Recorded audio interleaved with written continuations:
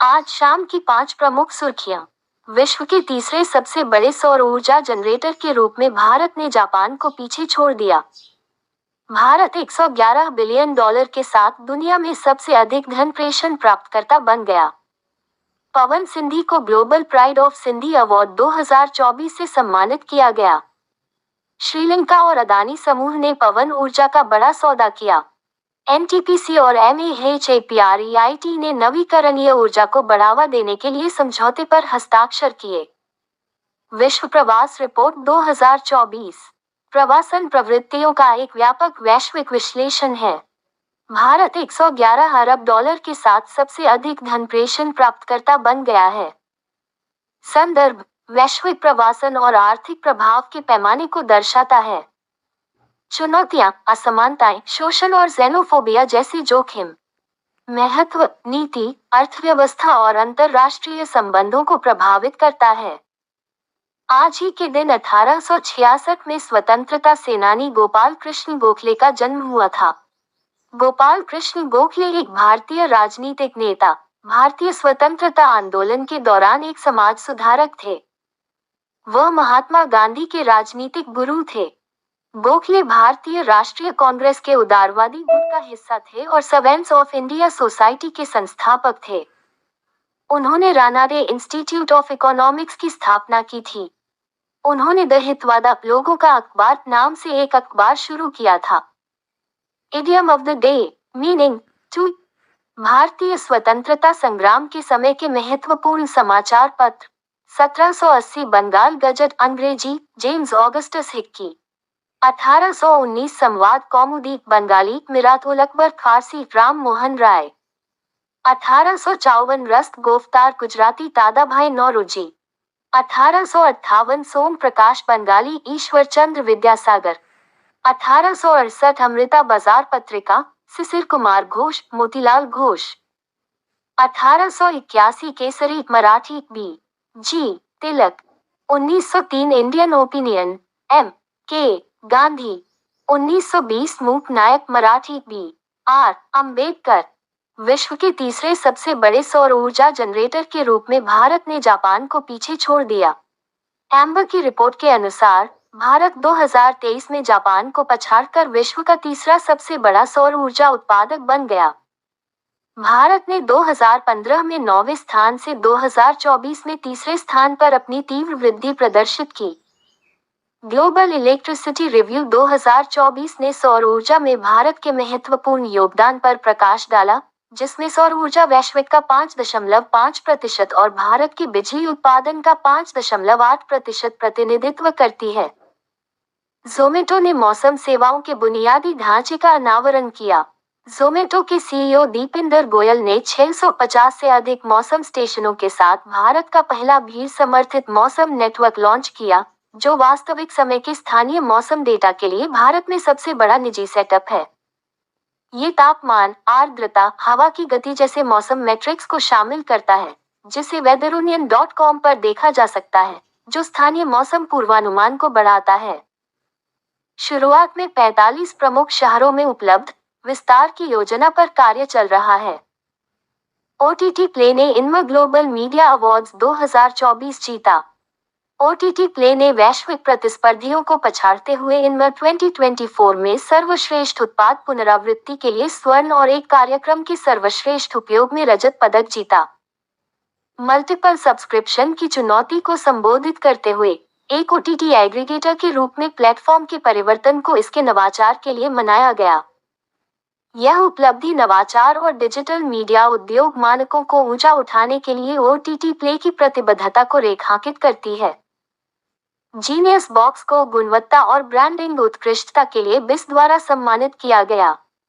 Genius box को शैक्षिकी DIY किटों में असाधारण गुणवत्ता के लिए भारतीय मानक ब्यूरो द्वारा मान्यता दी गई है, जिससे 3 वर्षों में कोई विफलता नहीं हुई है। ब्रांड ने जुड़ाव और रचनात्मकता पर ध्यान केंद्रित करते हुए और प्लेफुल लर्निंग और दृष्टिकोण के साथ सीखने में क्रांति ला दी। विभिन्न रुचियों और उम्र के लिए डिजाइन किए गए किट व्यावहारिक अनुभवों को बढ़ावा देते हैं, जो सीखने के प्रति प्रेम को बढ़ावा देते हैं। शिक्षकों द्वारा समर्थित नॉरिस ने फॉर्मूला 1 मियामी ग्रांड प्रिक्स में वेरस्टेपेन को हराया। लैंडो नॉरिस ने 2024 मियामी ग्रांड प्रिक्स में रेड बुल के मैक्स वेरस्टेपेन को पछाड़ते हुए अपनी पहली फॉर्मूला 1 जीत हासिल की। वेरस्टेपेन को संतुलन संबंधी समस्याओं का सामना करना पड़ा, जिससे नॉरिस को पुनः आरंभ में प्रारंभिक चुनौती के बाद अपनी बढ़त बढ़ाने में मदद मिली। फरारी के चार्ल्स लेक्लर ने वेरस्टेपेन से काफी पीछे रहकर तीसरा स्थान हासिल किया। सर्जियो पेरेज ने चौथा स्थान हासिल किया।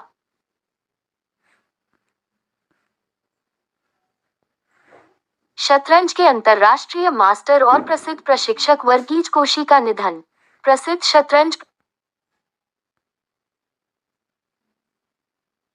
शतरंज के अंतर्राष्ट्रीय मास्टर और प्रसिद्ध प्रशिक्षक वर्गीज कोशी का निधन। प्रसिद्ध शतरंज प्रशिक्षक और खिलाड़ी अंतर्राष्ट्रीय मास्टर वर्गीज कोशी का 66 वर्ष की आयु में टर्मिनल फेफड़ों के कैंसर के कारण निधन हो गया। अपनी स्व सिखाई गई अति आधुनिक शतरंज रणनीतियों के लिए जाने जाने वाले कोशी 1990 के दशक में भारत के नंबर 2 खिलाड़ी बन गए। उनके छात्र और साथी उनकी गर्मजोशी, बुद्धिमत्ता और खेल के प्रति समर्पण को याद करते हैं, जो भारतीय शतरंज के लिए एक महत्वपूर्ण हार है। निर्देशक संगीत सिवान का 61 साल की उम्र में निधन। प्रसिद्ध फिल्म निर्माता संगीत सिवन, जो मलयालम और हिंदी सिनेमा दोनों में अपने कार्य के लिए जाने जाते हैं, का 61 वर्ष की आयु में मुंबई में निधन हो गया। उन्होंने और योद्धा और क्या कूल है हम और जैसी उल्लेखनीय फिल्मों का निर्देशन किया।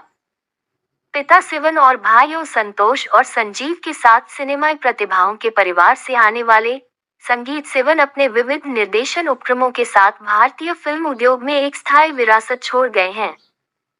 पवन सिंधी को global pride of Sindhi award 2024 से सम्मानित किया गया। श्री पवन सिंधी को उनके सामाजिक योगदान के लिए global pride of Sindhi award 2024 से सम्मानित किया गया है। मुंबई में पुरस्कार समारोह ने मानवता, शांति और समृद्धि के प्रति उनके समर्पण का जश्न मनाया। श्री सिंधी ने राष्ट्र निर्माण में सेवा और सम्मान की भूमिका पर जोर देते हुए गुरुओं, प्रेस और समाज को उनके समर्थन के लिए धन्यवाद दिया। श्रीलंका और अदानी समूह ने पवन ऊर्जा का बड़ा सौदा किया। श्रीलंका ने स्थिरता के उद्देश्य से 2 पवन ऊर्जा स्टेशन विकसित करने के लिए भारत की अदानी ग्रीन एनर्जी के साथ 20 साल का समझौता किया। $442 मिलियन के निवेश के साथ ये परियोजना नवीकरणीय ऊर्जा में बढ़ती भारत श्रीलंकाई साझेदारी का प्रतीक है। बिजली ब्लैकआउट और ईंधन की कमी को दूर करने के प्रयासों के बीच ये सौदा श्रीलंका की ऊर्जा संकट को संबोधित करता है, जिसमें 8.26 सेंट प्रति किलोवाट घंटे का वादा किया गया है। TPAG और की ने थैलेसीमिया जागरूकता पर पहल शुरू की। विश्व थैलेसीमिया दिवस पर थैलेसीमिया पेशेंट्स एडवोकेसी ग्रुप ने भारतीय उद्योग परिसंघ की के साथ मिलकर सुरक्षित रक्त अभियान शुरू किया और भारत में थैलेसीमिया रोगियों के लिए स्वैच्छिक रक्तदान शिविरों का आयोजन किया। इसने थैलेसीमिया रोगियों के लिए महत्वपूर्ण रक्त आदान की सुरक्षा सुनिश्चित करने के लिए न्यूक्लिक एसिड परीक्षण नद के राष्ट्रव्यापी कार्यान्वयन की वकालत की। NTPC और महाप्रित ने नवीकरणीय ऊर्जा को बढ़ावा देने के लिए समझौते पर हस्ताक्षर किए। NTPC के नवीकरणीय पोर्टफोलियो को आगे बढ़ाने के उद्देश्य से NTPC ग्रीन एनर्जी लिमिटेड और महाप्रित ने महाराष्ट्र में 10 गीगावाट तक की नवीकरणीय ऊर्जा परियोजनाओं को विकसित करने के लिए एक समझौता ज्ञापन पर हस्ताक्षर किए। MAHAPREIT महात्मा फुले पिछड़ा वर्ग विकास निगम MPBCDC की पूर्ण स्वामित्व वाली सहायक कंपनी है, जो महाराष्ट्र सरकार के अधीन एक राज्य सार्वजनिक क्षेत्र का उपक्रम है। NTPC ग्रीन एनर्जी लिमिटेड के CEO राजीव गुप्ता। भारतीय सेना की नज़र OPFOR यूनिट के साथ उन्नत यथार्थवाद पर है। भारतीय सेना OPFOR या और कोट विरोधी ताकतों और कोट नामक एक नई इकाई स्थापित करने की प्रक्रिया में है, जिसका उद्देश्य सैन्य अभ्यास और युद्ध प्रशिक्षण के दौरान प्रतिकूल भूमिकाओं का अनुकरण करना है। प्रस्तावित OPFOR इकाई मौजूदा सैन्य इकाइयों से बनाई जाएगी और संभावित विरोधियों के हथियारों, संचालन विधियों और रणनीति को प्रतिबिंबित करेगी।